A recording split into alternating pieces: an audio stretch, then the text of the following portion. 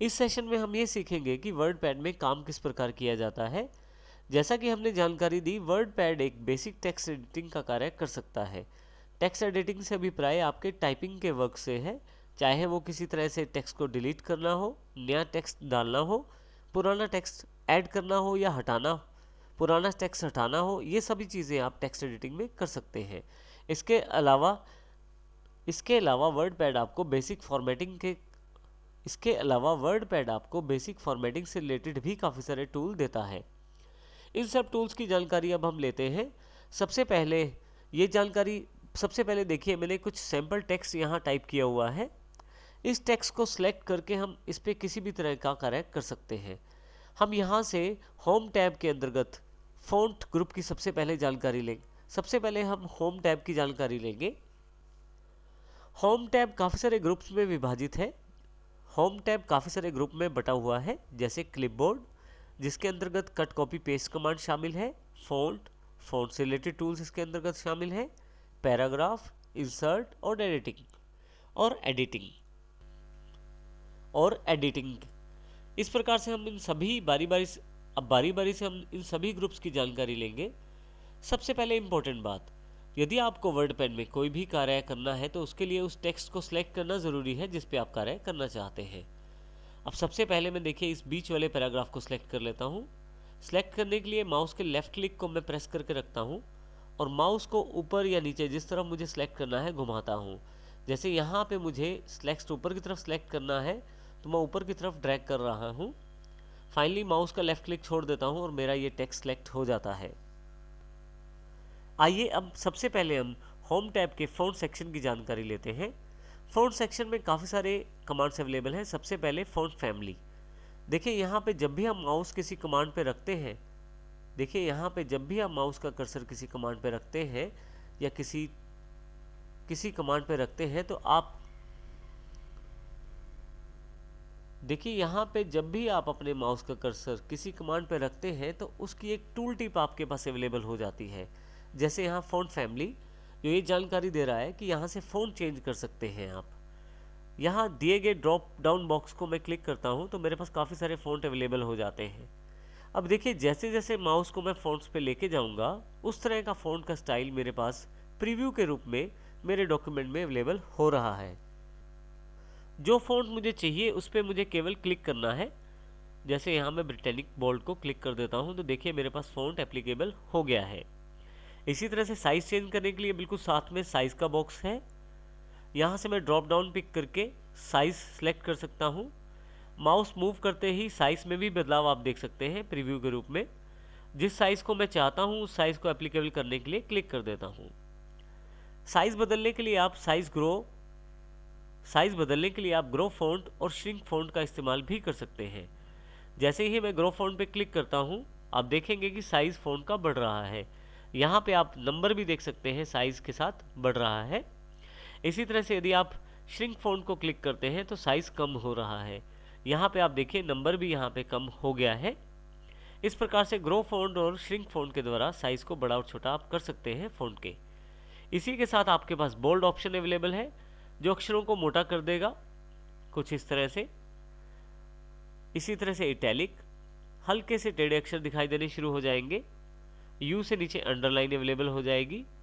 Strike through से आपके पास अक्षरों के बीच में एक लाइन हो जाएगी जो एक स्टाइल को रिप्रेजेंट करेगी, जो कि स्ट्राइक थ्रू है।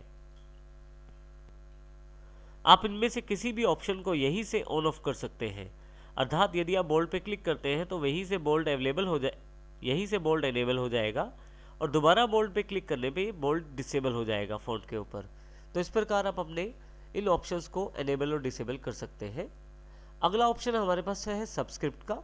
सबस्क्रिप्ट का एग्जांपल समझने के लिए सबसे पहले हम एक टर्म लिख लेते हैं यहाँ पे, log 10।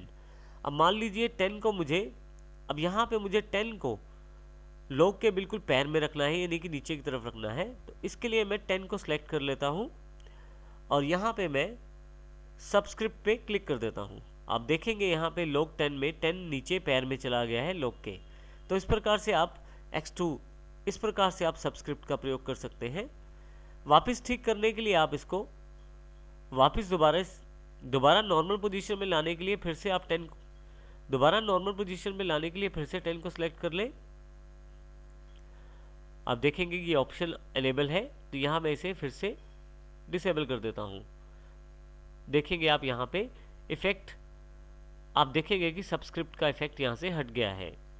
इस तरह से यदि मैं सुपरस्क्रिप्ट, नेक्स्ट कमांड हमारे पास सुपरस्क्रिप्ट की है। मान लीजिए मुझे 2 की पावर 8 यानी कि 2⁸ करना है, तो मैं 8 को सिलेक्ट कर लेता हूँ और यहाँ पे सुपरस्क्रिप्ट पे क्लिक कर देता हूँ। आप यदि यहाँ ध्यान से देखें तो 2⁸ हो गया है, यानी कि 2 की पावर 8 दिखाई दे रहा है। इस प्रकार से अब यदि वापस करना चाहते, यदि आप इस चेंज को नहीं चाहते, यदि आप ये ऑप्शन दोबारा डिसेबल करना चाहते हैं, यदि आप सुपरस्क्रिप्ट के इफेक्ट को हटाना चाहते हैं, तो फिर से सुपरस्क्रिप्ट को क्लिक कर दीजिए। आपके पास फिर से वापस वही पोजीशन, आपके पास वही नंबर वापस आ जाएगा। इस प्रकार से आप सुपरस्क्रिप्ट और सबस्क्रिप्ट का प्रयोग करते हैं। नेक्स्ट हमारे पास है टेक्स्ट हाईलाइट कलर। इसके लिए आप टेक्स्ट हाईलाइट कलर के लिए आप क्लिक करें यहाँ ड्रॉप डाउन बॉक्स पे, कलर सेलेक्ट कर लें जिससे आप हाईलाइट करना चाहते हैं।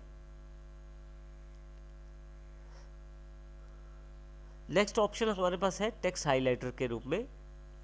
नेक्स्ट ऑप्शन हमारे पास अवेलेबल है टेक्स्ट हाईलाइट के रूप में। नेक्स्ट ऑप्शन हमारे पास टेक्स्ट हाईलाइट कलर के रूप में है। यहाँ मैं किसी भी टेक्स्ट को पहले सिलेक्ट कर लेता हूँ और यहाँ क्लिक करके मैं कॉर्नर पे क्लिक करके ड्रॉप डाउन बॉक्स पे किसी भी कलर को सिलेक्ट कर सकता हूँ। जो कलर मैं सिलेक्ट करता हूँ वो एक टेक्स्ट हाईलाइट कलर के रूप में बैकग्राउंड में अवेलेबल हो जाएगा। मैं अपने टेक्स्ट का फ़ॉन्ट का कलर यानी कि अक्षरों का रंग भी बदल सकता हूँ। इसके लिए मैं टेक्स्ट सेलेक्ट कर लेता हूँ, फ़ॉन्ट कलर का चुनाव करता हूँ ड्रॉप डाउन बॉक्स से। अब देखें जैसे जैसे फ़ॉन्ट को मैं सिलेक्ट कर रहा हूँ, अब देखें जैसे जैसे कलर को मैं सिलेक्ट कर रहा हूँ वैसे वैसे मेरे पास फ़ॉन्ट का कलर भी चेंज हो रहा है। मैं फ़ॉन्ट कलर चूज़ करके क्लिक कर देता हूँ। यदि आप फिर से नॉर्मल फ़ॉन्ट का कलर चाहते हैं तो आप सिलेक्ट कर लें और यहाँ ड्रॉप डाउन बॉक्स से ऑटोमेटिक क्लिक कर दें। इसी प्रकार से यदि आप हाईलाइट नहीं चाहते करना, सिलेक्ट कर लें टेक्स्ट को और नो कलर पे क्लिक कर दें। इस प्रकार से आप टेक्स्ट को हाईलाइट और फ़ॉन्ट का कलर भी चेंज कर सकते हैं। नेक्स्ट सेक्शन जो हमारा रिलेटेड है वो है पैराग्राफ से रिलेटेड। पैराग्राफ में काफ़ी सारे ऑप्शन पैराग्राफ से संबंधित हैं। पैराग्राफ के स्टाइल, पैराग्राफ में काफ़ी सारे ऑप्शन पैराग्राफ की स्टाइल और सेटिंग से रिलेटेड संबंधित हैं। हम यहाँ इन ऑप्शंस को अप्लाई करने के लिए सबसे पहले हम कुछ पार्ट टेक्स्ट का सिलेक्ट कर लेते हैं। अब यहाँ पे हमारे पास सबसे पहले डिक्रीज इंडेंट और इंक्रीज इंडेंट के 2 ऑप्शन अवेलेबल हैं। यदि मैं इंक्रीज इंडेंट करता हूँ तो आप देखेंगे कि जो टेक्स्ट है वो राइट साइड मूव होना शुरू हो गया है और उसकी सेटिंग जो है राइट साइड की तरफ मूव हो गई है। और यदि मैं डिक्रीज इंडेंट करता हूँ तो फिर से मैं इसे वापस अपनी पोजीशन पे ला सकता हूँ। तो इंक्रीज इंडेंट और डिक्रीज इंडेंट का प्रयोग करके आप टेक्स्ट को राइट या लेफ्ट में मूव कर सकते हैं। नेक्स्ट हमारे पास अवेलेबल है बुलेट्स। नेक्स्ट हमारे पास अवेलेबल है लिस्टिंग। यदि मैं यहाँ क्लिक करूँ तो मेरे पास लिस्टिंग अवेलेबल हो जाएगी। लिस्टिंग के साथ यहाँ पे डॉटेड, यदि आप ध्यान दें तो यहाँ जो टेक्स्ट सिलेक्टेड है उसके आगे डॉट्स अवेलेबल हो गए हैं। और यहाँ यदि मैं कॉर्नर के ड्रॉप डाउन बॉक्स पे क्लिक करूँ तो मैं नंबर लिस्टिंग भी ले सकता हूँ, टेक्स्ट करैक्टर लिस्टिंग भी ले सकता हूँ और डॉटेड लिस्टिंग भी ले सकता हूँ। यदि मैं लिस्टिंग नहीं लेना चाहता तो यहाँ मैं नन करके उसे हटा भी सकता हूँ। नेक्स्ट ऑप्शन हमारे पास स्पेसिंग से रिलेटेड है। नेक्स्ट ऑप्शन हमारे पास लाइन स्पेसिंग से रिलेटेड है। मैं लाइन स्पेसिंग पे क्लिक करता हूँ और यहाँ से जिस तरह की लाइन स्पेसिंग चाहिए उस पर क्लिक कर देता हूँ। जैसे यहाँ मैं 2 नंबर, जैसे मैं लाइन स्पेसिंग 2 कर देता हूँ तो आप देखेंगे जो टेक्स्ट सिलेक्टेड था उसके बीच का स्पेस बढ़ गया है। यदि मैं इसको फिर से वापस 1 पे लाना चाहता हूँ तो 1 क्लिक कर दूंगा, या जो सेटिंग्स पहले हैं उन सेटिंग्स पे इन्हें वापस ला सकता, या मैं जिन सेटिंग्स पे जिस तरह का मैं लाइन स्पेसिंग चाहता हूँ उस तरह का लाइन स्पेसिंग यहाँ से मैं सिलेक्ट कर सकता हूँ। नेक्स्ट ऑप्शन नीचे की तरफ अलाइनमेंट से रिलेटेड है। जैसे ये लेफ्ट अलाइन है, ये सेंटर और ये राइट। आपका राइट अलाइनमेंट करने पर सारा का सारा टेक्स्ट का झुकाव राइट साइड हो जाता है। सेंटर करने पर सारा का सारा टेक्स्ट सेंटर्ड हो जाता है, यानी कि बीच में दिखाई देना शुरू हो जाता है। और लेफ्ट करने पे लेफ्ट पे टेक्स्ट आपका सारा अलाइन हो जाता है। नेक्स्ट हमारे पास जस्टिफाई अवेलेबल है। नेक्स्ट अलाइनमेंट जो हमारे पास अवेलेबल है वो है जस्टिफाई। यदि मैं जस्टिफाई को क्लिक करूं तो जस्टिफाई दोनों तरफ से लाइनों को बराबर करने की कोशिश करता है। आप देखें लेफ्ट करते हुए यहाँ पे मेरे पास ISST वीडियो और वेरी के बाद कुछ स्पेस खाली रह गया है, परंतु जैसे ही जस्टिफाई करता हूँ तो वो उन स्पेस को भरने की कोशिश करता है और दोनों तरफ से लाइनें बराबर करने की कोशिश करता है। इसी के साथ एक पैराग्राफ डायलॉग बॉक्स भी अवेलेबल है मेरे पास पैराग्राफ के रूप में।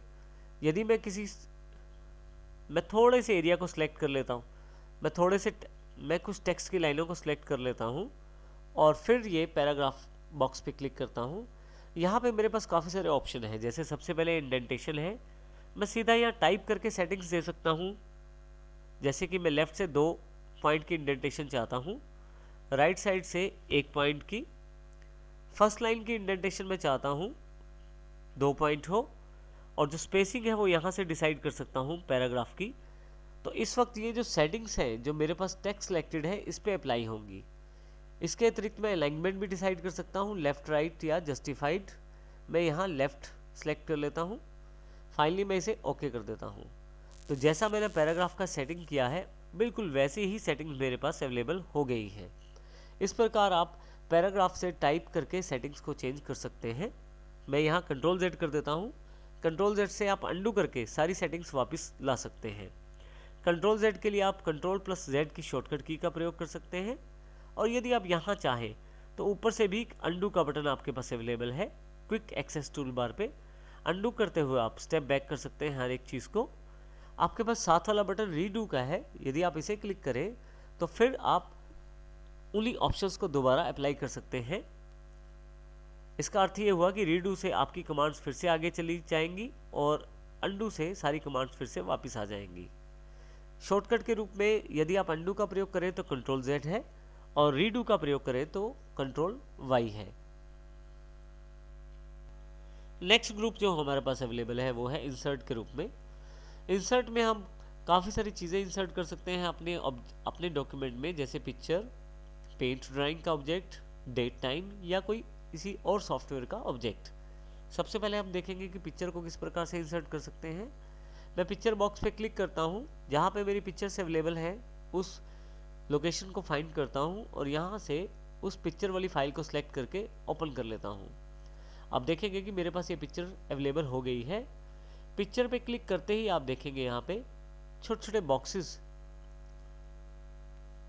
पिक्चर पे क्लिक करते ही आप देखेंगे एक बॉर्डर अवेलेबल हो गया है, और इस बॉर्डर के कॉर्नर पॉइंट्स पे मैं क्लिक करके पिक्चर को छोटा या बड़ा भी कर सकता हूँ। यहाँ देखिए, यहाँ इस तरह से मैं अपनी पिक्चर को रिसाइज भी कर सकता हूँ। अगर मुझे पिक्चर नहीं चाहिए तो मैं सेलेक्ट करके, अगर मुझे पिक्चर नहीं चाहिए तो मैं यहाँ सेलेक्ट कर लूँगा पिक्चर को। देखिए, सेलेक्ट करते ही यहाँ पे फिर से ये बाउंड्री अवेलेबल हो गई है, और डिलीट बटन को प्रेस कर दूंगा तो ये पिक्चर यहाँ से डिलीट हो जाएगी। इसी तरह से मैं ड्राइंग ऑब्जेक्ट भी सिलेक्ट इसी तरह से मैं पेंट ड्राइंग का एक ऑब्जेक्ट भी इंसर्ट कर सकता हूँ। जैसे ही पेंट ड्राइंग को क्लिक करता हूँ, मैं पेंट ड्राइंग ऑप्शन में अवेलेबल मेरे पास पेंट ड्राइंग का बॉक्स अवेलेबल हो जाता है। जैसे ही मैं पेंट ड्राइंग को क्लिक करता हूँ, मेरे पास माइक्रोसॉफ्ट का पेंट ऐप अवेलेबल हो जाता है।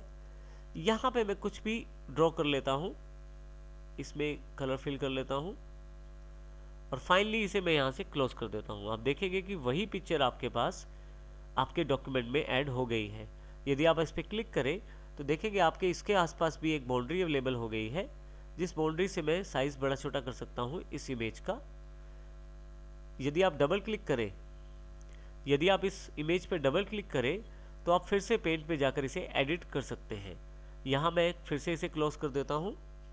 इस प्रकार आप पेंट ड्राइंग का ऑब्जेक्ट भी इंसर्ट कर सकते हैं। यदि नहीं चाहिए ऑब्जेक्ट तो क्लिक करें और डिलीट प्रेस कर दें। इसी तरह से यदि आप अपने डॉक्यूमेंट में डेट या टाइम इंसर्ट करना चाहते हैं तो डे टाइम पे क्लिक करें। काफ़ी सारे फॉर्मेट्स आपके पास अवेलेबल हो जाएंगे, जैसा फॉर्मेट आपको चाहिए वो सिलेक्ट करें और ओके कर दें। उस तरह का डेट आपके पास यहाँ इंसर्ट हो जाएगा। नेक्स्ट ऑप्शन हमारे पास यहाँ उपलब्ध है इंसर्ट ऑब्जेक्ट के रूप में। इंसर्ट ऑब्जेक्ट पे क्लिक करें आप। आपके पास जो सॉफ्टवेयर आपके सिस्टम में इंस्टॉल्ड है और जिनका ऑब्जेक्ट बनाया जा सकता है उन सब की उन सब की लिस्ट यहाँ अवेलेबल हो जाएगी। जैसे यहाँ एक्सेल, पावर पॉइंट, वर्ड इत्यादि सॉफ्टवेयर्स की लिस्ट अवेलेबल है। मैं यहाँ एक्सेल शीट डालना चाहता हूँ अपने वर्ड पैड में, तो मैं एक्सेल वर्कशीट क्लिक कर लेता हूँ और ओके कर देता हूँ। जैसे ही ओके करता हूँ, देखिए मेरे पास यहाँ पे एक्सेल सॉफ्टवेयर, माइक्रोसॉफ्ट का एक्सेल सॉफ्टवेयर अवेलेबल हो गया है। इस एक्सेल में मैं कुछ भी एक छोटा सा टेबल बना लेता हूँ। टेबल बनाने के पश्चात यहाँ से मैं इस एक्सेल को क्लोज कर देता हूँ। आप देखेंगे कि सेम फाइल आपके पास, आप देखेंगे कि सेम टेबल आपके पास आपके डॉक्यूमेंट में इंसर्ट हो गया है। आप चाहें तो फिर से डबल क्लिक करके, आप चाहें तो फिर से डबल क्लिक करें, आपके पास फिर से एक्सेल अवेलेबल हो जाएगा। कुछ मॉडिफाई करना चाहते हैं तो मॉडिफाई करें और फिर से इस एक्सेल को क्लोज कर दें। तो इस प्रकार आप अपने टेक्स्ट, इस प्रकार से आप अलग अलग सॉफ्टवेयर्स के ऑब्जेक्ट को इंसर्ट कर सकते हैं अपने वर्ड पैड के डॉक्यूमेंट में। नेक्स्ट ग्रुप जो हमारे पास अवेलेबल है वो है एडिटिंग के रूप में। एडिटिंग में हमारे पास सबसे पहली कमांड है फाइंड। यदि मैं फाइंड को क्लिक करूं तो मेरे पास फाइंड वर्ड का एक बॉक्स अवेलेबल हो जाता है। यहाँ पे मैं इस फाइंड वर्ड टेक्स्ट बॉक्स में जो भी टाइप करूँगा वो मेरे डॉक्यूमेंट में ढूंढा जाएगा। जैसे ही यहाँ मैं प्ले लिखता हूँ, फाइंड नेक्स्ट करता हूँ, तो देखिए यहाँ पे जहाँ जहाँ प्ले लिखा हुआ है मेरे डॉक्यूमेंट में वो सारी जगह इन्फॉर्मेशन सर्च की जाएगी और प्ले वर्ड को मुझे हाईलाइट करके दिखाया जाएगा। फाइनली जब सभी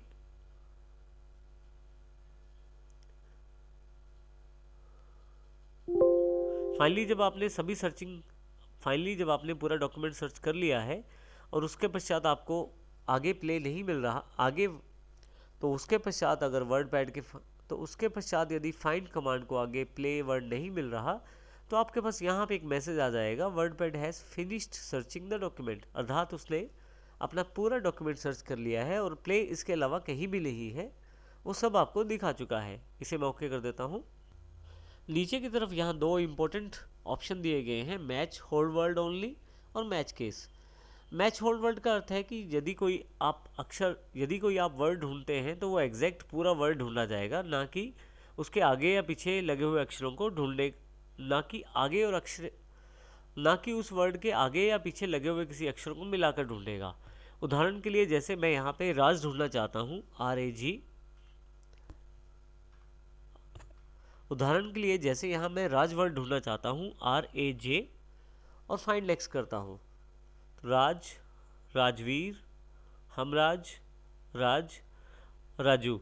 आप देखेंगे कि इसने काफ़ी सारे बाकी अक्षरों में भी इसने काफ़ी सारे बाकी वर्ड्स में जाकर भी राज को ढूंढा है, परंतु मैं केवल राज को ढूंढना चाहता हूँ। तो उस केस में मैं यहाँ पे मैच होल्ड वर्ड पे क्लिक कर देता हूँ और फिर से ढूंढना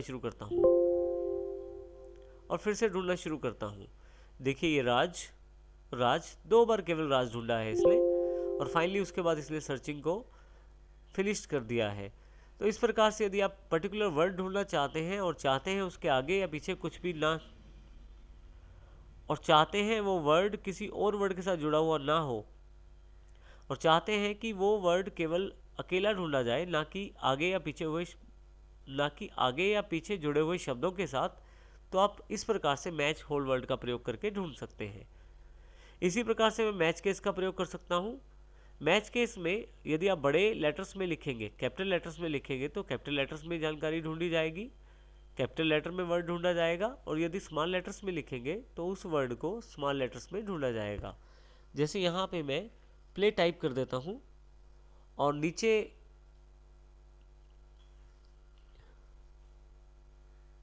नीचे वाला ऑप्शन मैच केस के लिए है। यदि मैं किसी वर्ड को स्मॉल लेटर्स या कैपिटल लेटर्स के अनुसार ढूंढना चाहता हूं तो वो भी मैं ढूंढ सकता हूं। उदाहरण के लिए जैसे मैं यहाँ प्ले टाइप कर देता हूं और अभी मैं बिना मैच केस ऑप्शन को ऑन किए, बिना मैं मैच केस ऑप्शन को चेक किए ढूंढता हूं। आप देखेंगे प्ले यहाँ हर एक तरह का प्ले वर्ड ढूंढा जा रहा है, चाहे वो कैपिटल है या स्मॉल लेटर में है, दोनों को इसने ढूंढा है। परंतु यदि मैं मैच केस ऑन कर देता हूं और फिर से ढूंढना शुरू करता हूं तो आप देखेंगे ये प्ले छोटे अक्षरों में है, ये प्ले भी छोटे अक्षरों में है, और इसके पश्चात सर्चिंग फिनिश हो गई है। तो इस प्रकार आप मैच केस को ऑन करके या चेक करके आप इस प्रकार से मैच केस ऑप्शन को आप सिलेक्ट करके बड़े और छोटे अक्षरों में भेद कर सकते हैं, और जिससे आपका सर्चिंग जो है वो जल्दी हो जाएगा यदि आप छोटे या बड़े अक्षरों को ढूंढ रहे हैं। तो इससे आप पर्टिकुलर वर्ड को आसानी से खोज सकते हैं अगर वो छोटे या बड़े अक्षरों में लिखा हुआ है। अगली कमांड जो हमारे पास एडिटिंग ग्रुप में अवेलेबल है वो है रिप्लेस कमांड। जैसे ही मैं रिप्लेस कमांड पे क्लिक करता हूँ मेरे पास रिप्लेस बॉक्स अवेलेबल हो जाता है। इसमें दो टेक्स्ट बॉक्स दिए गए हैं, फाइंड वर्ड और रिप्लेस विद। आप किसी भी वर्ड को ढूंढ के उसको किसी दूसरे वर्ड के साथ बदल सकते हैं रिप्लेस कमांड के द्वारा। जैसे कि फाइंड वर्ड में यहाँ पे मैं प्ले टाइप कर देता हूँ और रिप्लेस विद में वर्क टाइप कर देता हूँ। मेरे डॉक्यूमेंट में जहाँ जहाँ प्ले वर्ड है उसको वर्क से रिप्लेस कर दिया जाएगा। रिप्लेस करने के लिए मैं रिप्लेस बटन का प्रयोग कर सकता हूँ। रिप्लेस करने से पहले मैं उस वर्ड को फाइंड कर सकता हूँ फाइंड नेक्स्ट से। यदि आप इस वर्ड को रिप्लेस करना चाहते हैं तो रिप्लेस बटन दबा सकते हैं, नहीं तो आप किसी और वर्ड को बदलना नहीं तो यदि आप अगली प्ले को नहीं तो आप फाइंड नेक्स्ट से आगे भी जा सकते हैं। मान लीजिए मैं इसे बदलना चाहता हूं तो मैं केवल इसे रिप्लेस पे क्लिक करूंगा। देखिए वो एंट्री बदल चुकी है, यहाँ पे प्ले की जगह वर्क आ चुका है। फिर से मैं रिप्लेस दबाऊंगा तो अगली वाली जहाँ पे प्ले है उसको बदल दिया गया है। इस प्रकार से मैं रिप्लेस प्रेस करके अलग अलग जहाँ भी प्ले अवेलेबल है वहाँ पे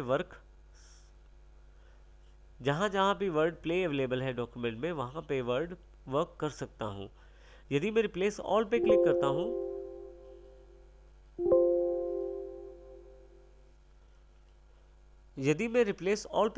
हूँ तो एक साथ जितने भी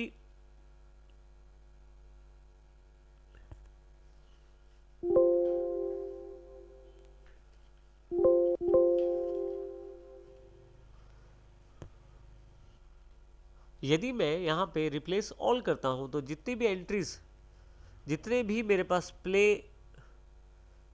यदि मैं यहाँ पे रिप्लेस ऑल क्लिक करता हूँ तो जितनी बार भी मेरे पास यहाँ प्ले वर्ड लिखा हुआ है उन सबको इकट्ठा ही रिप्लेस कर दिया जाएगा वर्क के साथ। यहाँ देखिए जैसे सभी को एक साथ वर्क से रिप्लेस कर दिया गया है। और फाइनली मेरे पास मैसेज है कि वर्ड पैड ने सर्चिंग भी फिनिश कर दी है और मेरी रिप्लेसमेंट भी। इसे मैं ओके कर देता हूँ। कैंसिल करके मैं इस बॉक्स को क्लोज भी कर सकता हूँ। नेक्स्ट कमांड जो अवेलेबल है वो है सेलेक्ट ऑल के रूप में। यदि आप पूरे डॉक्यूमेंट को इकट्ठा सेलेक्ट करना चाहते हैं तो आप सेलेक्ट ऑल पे क्लिक कर दीजिए। देखिए ऊपर से लेकर नीचे तक सारा डॉक्यूमेंट सेलेक्ट हो गया है। यदि मैं फिर से इस पर क्लिक करूं तो सिलेक्शन, और यदि मैं यहाँ से बाहर कहीं भी क्लिक करूं तो फिर से डीसेलेक्ट हो जाएगा पूरा का पूरा डॉक्यूमेंट। सेलेक्ट ऑल से पूरा पेज आप एक साथ सेलेक्ट कर सकते हैं, और डीसेलेक्ट करने के लिए बाहर कहीं भी क्लिक करें तो ये डीसेलेक्ट हो जाएगा। होम टैब में सबसे आगे की तरफ जो ग्रुप दिया गया है वो है क्लिपबोर्ड। क्लिपबोर्ड ग्रुप में कट, कॉपी और पेस्ट जैसी इंपॉर्टेंट कमांड्स अवेलेबल हैं। आइए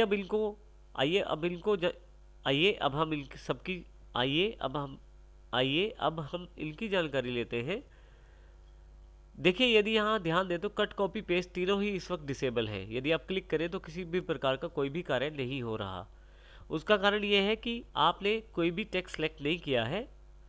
मैं यहाँ पे ये दो लाइनें सेलेक्ट कर लेता हूँ तो आप देखेंगे कट और कॉपी जो है एनेबल हो गए हैं, परंतु अभी पेस्ट एनेबल नहीं हुआ। कट का अर्थ है, आइए पहले कट के बारे में जानकारी लेते हैं। कट का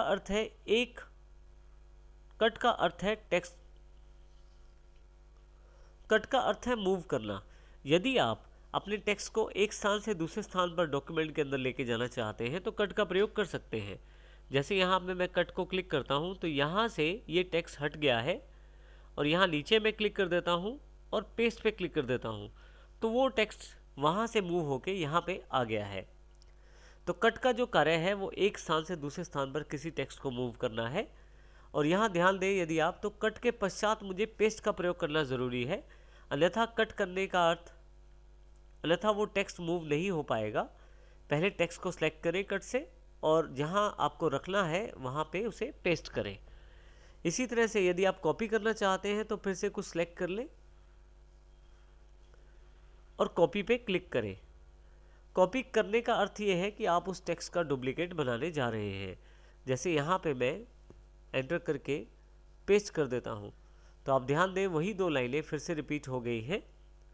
फिर से मैं पेस्ट कर देता हूँ, फिर से वो लाइनें रिपीट हो गई हैं। आप पेस्ट का प्रयोग एक से अधिक बार कर सकते हैं। अब यहाँ पे मुख्य बात यह है कि कॉपी से मैं डुप्लीकेट बना सकता हूँ और कट से टेक्स्ट को मूव कर सकता हूँ।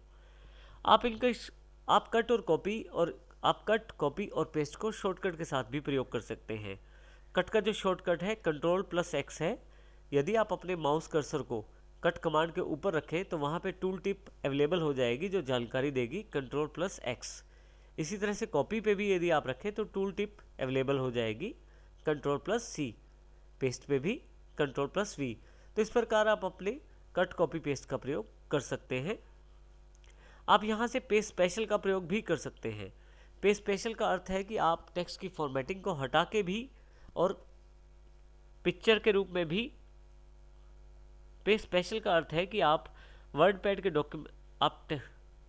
पेस्ट स्पेशल का अर्थ है कि आप स्पेशल रूप में पेस्ट कर सकते हैं, जैसे कि बिना फॉर्मेटिंग के या बिना फॉर्मेटिंग के अनफॉर्मेटेड टेक्स्ट में, या फॉर्मेटिंग के साथ रिच टेक्स्ट में, या पिक्चर के रूप में जो कि मेटा फाइल के रूप में होगी। इस एग्जांपल को हम यहाँ से समझते हैं। सबसे पहले मैं टेक्स्ट सेलेक्ट कर लेता हूँ और कॉपी कर देता हूँ।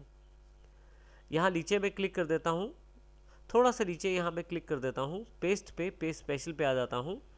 अब की बार मैं पिक्चर मेटा फाइल पे क्लिक करके ओके कर देता हूँ। अब ध्यान देंगे कि पेस्ट तो हुआ है लेकिन एक पिक्चर के रूप में। आप इसको एडिट नहीं कर सकते टेक्स्ट की तरह।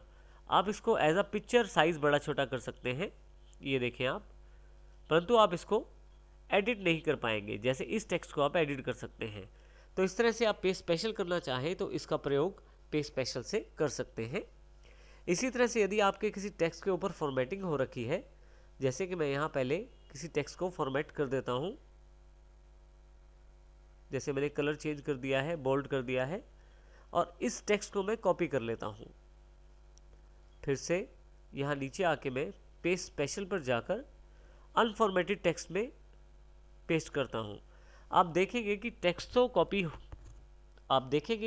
तो पेस्ट हो गया है, परंतु उसकी फॉर्मेटिंग पेस्ट नहीं हुई है, अर्थात किसी भी तरह के कलर सेटिंग साथ में नहीं आई है।